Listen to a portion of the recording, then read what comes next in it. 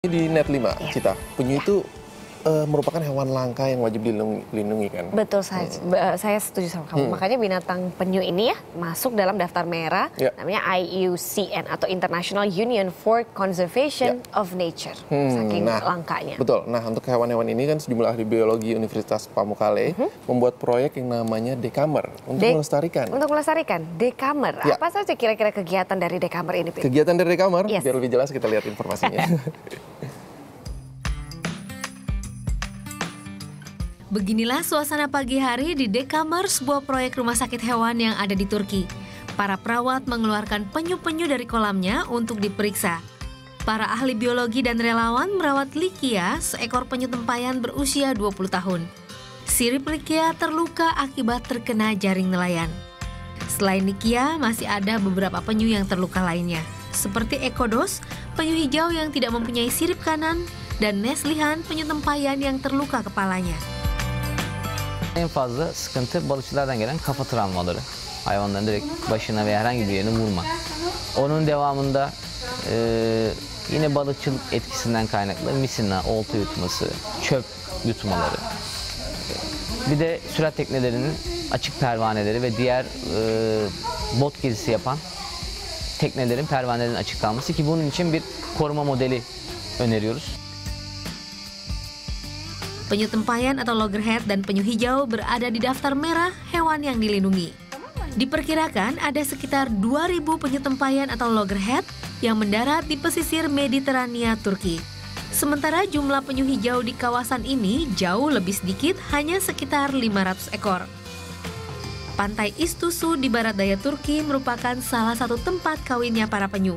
Sekitar 100 penyu tempayan atau loggerhead mendarat untuk bertelur pada bulan Mei hingga Oktober. Tidak jarang petugas atau relawan Dekamer turun langsung untuk membantu penyu-penyu ini bertelur. Énormément de choses sur le travail de terrain tout d'abord. Comment réagir en présence d'une tortue, comment réagir. Dari jam 10 hingga jam 6 sore, tempat ini terbuka bagi tamu dan wisatawan. We see many injured turtles being hit by propellers of boats, fishermen, and what they're doing is absolutely wonderful. And I think more people should come here and give a donation to help support the Turtle Hospital. Dekamer merupakan salah satu proyek pelestarian penyu Universitas Pamukkale yang dibangun sejak tahun 2008. Tiap tahun sekitar 15 hingga 20 penyu dirawat di sini. Sekitar 70% penyu yang dirawat berhasil dilepas kembali ke laut. Amacı hastane. Gelen yaralıların tedavisi ve bir an önce onların geri dönmesi. Onun da sebebi şu, 1000 tane deniz kaplumbağası yavrusundan sadece 2 tanesi ergin haline gelebiliyor. Yani 25 yaşına basabiliyor. Otomatikman biz bir tane ergini kurtardığımızda minimum 25 yılı kurtarmış oluyoruz. Demi meningkatkan usaha pelestarian penyu-penyu ini, Dekamer juga bekerja sama dengan beberapa instansi pemerintah dan lembaga swadaya masyarakat seperti WWF dan Holland International dan sebuah perusahaan pipa, Baki Tbilisi Seahan Pipeline Company.